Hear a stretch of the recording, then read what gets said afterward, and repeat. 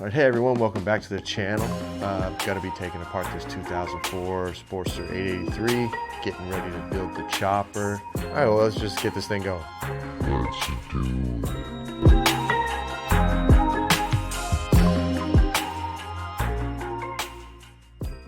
Thanks for tuning in. I really appreciate it. Go ahead and hit that like and subscribe button. Keep you posted on this Sportster series and any other video I might be posting about what's going on in my motorcycle life. Let's get talking about this bike here. In owning this bike, I've taken it apart and put it back together.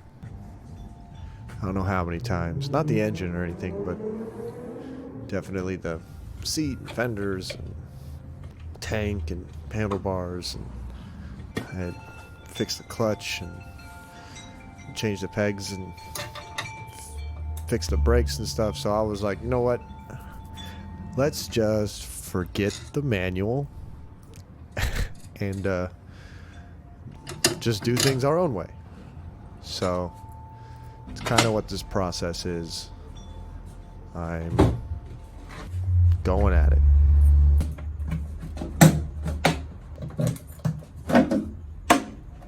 When I first got this bike, it was a commuter vehicle. I didn't have any other vehicle, and I got it from a buddy, and it was a little small for me, but I needed storage. I needed a way to transport anything, and stuck these crusty Amazon bags on there. I actually got them in a parts bin for next to nothing. They came with a bunch of other stuff for my Honda.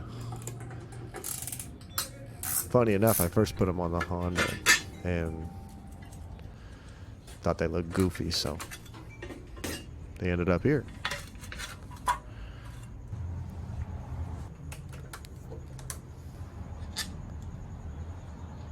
That's a aftermarket light we got for it. Tried to keep everything black and blue and gray and chrome. And I don't know what I'm doing, obviously. All the plugs are super crusty and rotted, and some of them don't even have clips. They're just staying there. This bike was outside for I can't tell you how long before I owned it. The guy who had it before me, his name's Gary, a friend of mine. He didn't have a place to put it besides outside, and then the guy who owned it before him, he doesn't really know. He bought it from a shop, but it had signs of just being an outdoor bike. You can see the rust on the end of the fender there. Those are like Dyna license plate holder with the attached that can hold indicators. It was the only way to get the bags to fit. Alright, we're trusty hose pliers, I don't know. Really good at getting hoses off. We're getting the fuel line off, getting the vacuum line off.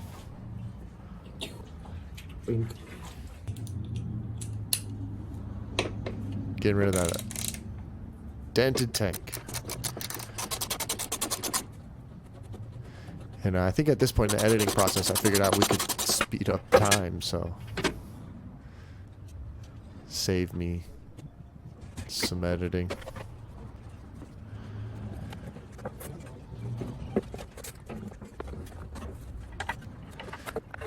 Everybody's always like, oh, you gotta wash your bike before you do it. And I know why now. I was disgusting. This bike is crusty, dirty.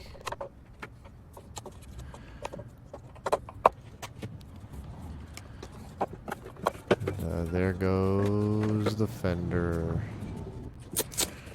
Little Thrash and Supply Co. bag. Here's getting the fender off.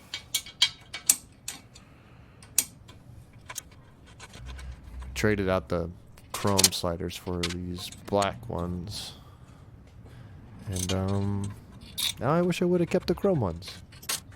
But could always go and trade them back.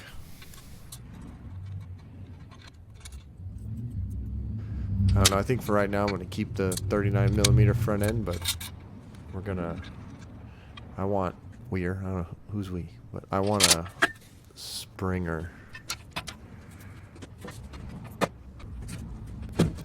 A 6-over Springer. See, the plan for this Sportster... Well, it's a 2004 rubber mount, and the thing is, there's not a lot of guys or gals or anyone here on the YouTubes or anywhere else really that is documenting and making content about their carbureted rubber mounts. There's plenty of EFI rubber mounts out there. But it's this year range 04 to 06 that is, you know, not the most fun to mod and work on, especially because of that right there. The plastic oil tank sucks. And there's just not as much support. But I'll tell you what, there's enough. There's enough that if you put your mind to it, you can build a chopper, and that's what we're doing. I figure there's plenty of people out there with this age range. Age range? Is that what it is? Model range, who are going to appreciate this series. And man, this bike is crusty. It's rust everywhere. Kind of stoked we're going to be chopping it in half and getting the frame painted and sanding everything up for it. And oh yeah, this is where we I don't know what was going on. We snapped the bolt off the battery. I don't remember it being that tight.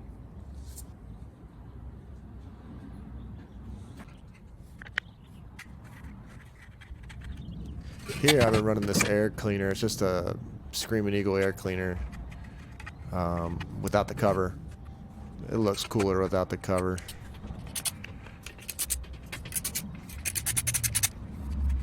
And if you can see, I've got a breather bypass system. I just drilled some holes in the back of the air cleaner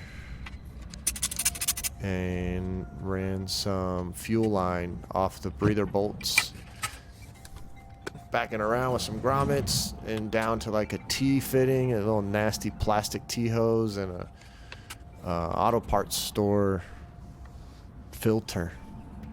And I'll tell you what, it worked. It worked. It was crusty, but it worked. Because man, I got this bike, the carburetor was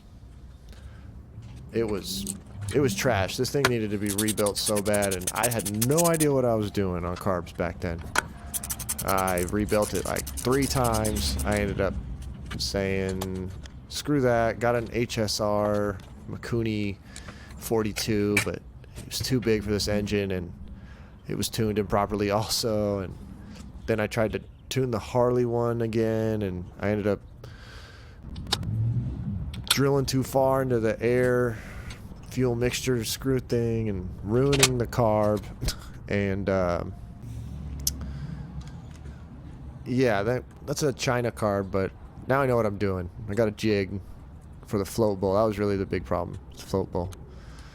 You see, I forgot to film getting the choke off there. And we were about to see, I forgot to film pulling the carb off. We all know how to pull a carb off, right? You undo these, and then you can pull the cables out of the throttle assembly, and then the carb just kind of, you can pull it off. It's just resting in there. So, my bad, but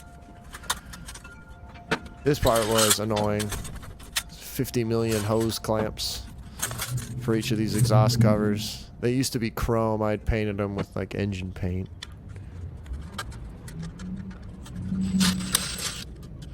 It worked. The exhaust itself is all super rusted and crusty. It'd be cool if I can just... I wonder if I can get those sanded and polished up. I don't know. Someone's gonna have to help me figure out what I should do with that. Let me know. What's the thing everyone's... Well, let me know in the comments below.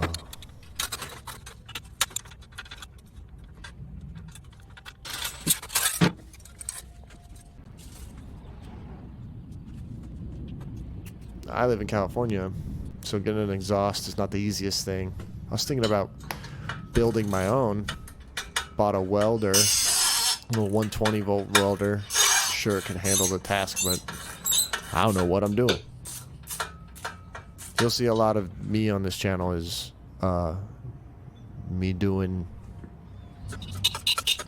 just doing things, attempting everything.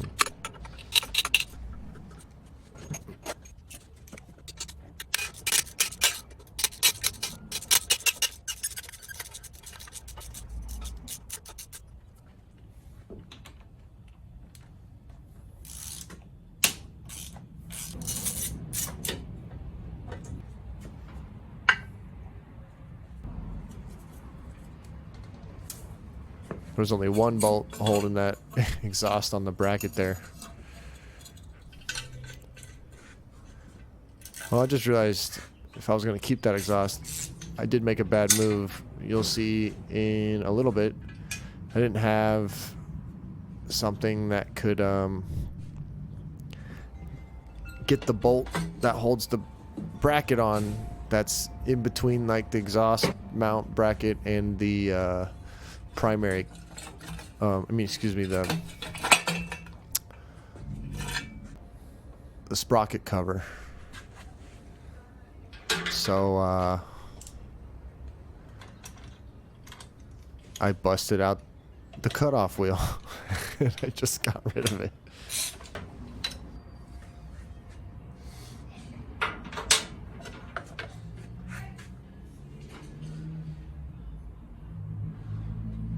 This is me figuring out how I'm gonna get this bracket off here.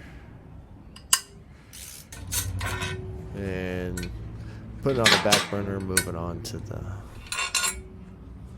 sprocket cover. Bink. Yeah, just put that one back in there. Don't know why. Once I realized I'm gonna use a cutoff wheel, I was like, let's move the oil. Yeah. Was this a good idea? I don't know. But we're moving forward. There's no going back now.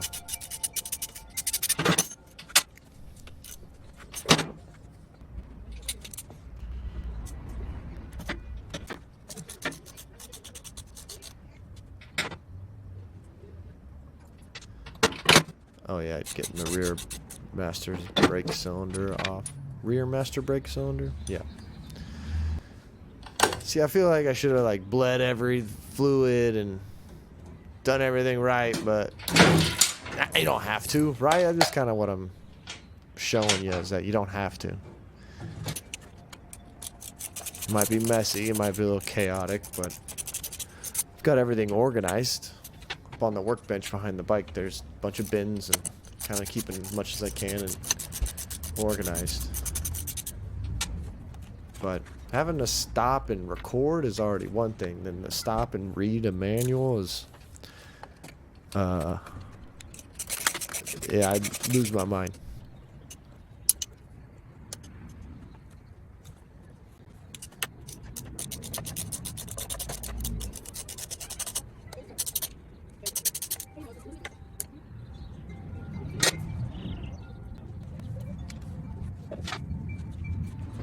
This brake assembly is so weird to me. There's a kink in it that's higher than the actual reservoir. So if any air gets in the system, it gets trapped above the reservoir, and that would happen on this bike. It happened twice. It's like stupid design. I get it, they wanted to redo it, but the old one works just fine.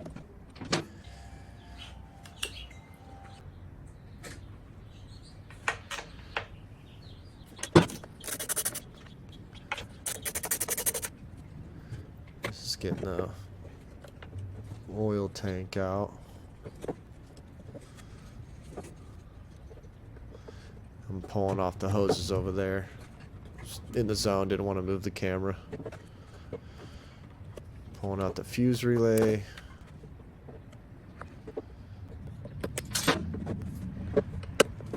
Good old trusty hose pliers. Hose priers, maybe?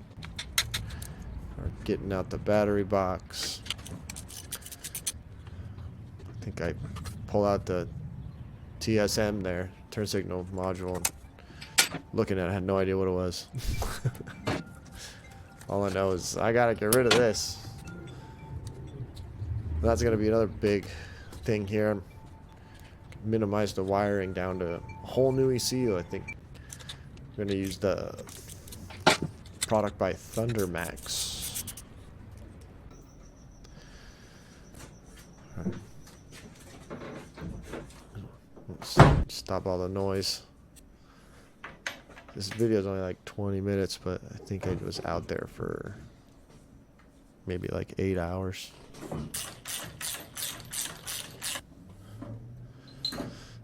Handlebars off.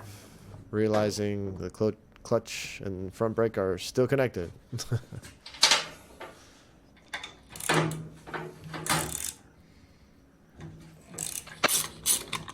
Getting the front.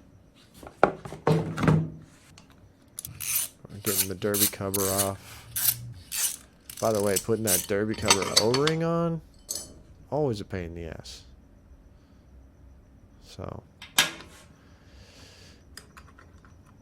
well, because of movie magic, you didn't see, but I had to stop and figure out. I forgot how to get the clutch off, so I had to get, ask AI real quick.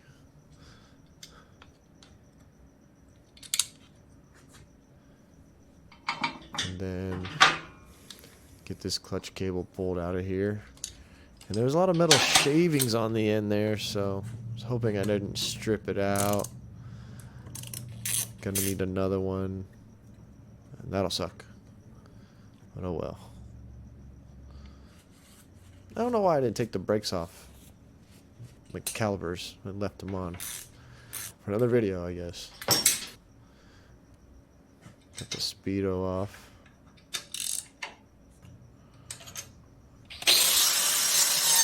Oh yeah. Get this belt off. And we're done. So here it is. You see the like rust on the frame. A lot of stuff we're gonna be chopping off. Oh yeah, missing nubbins from, you know, busting on the roads. Wasn't me, a friend of mine did that. So yeah, this is the point we're at. Next up is removing the motor and chopping it in half. That'll be fun. So thanks for tuning in. We'll see you next time.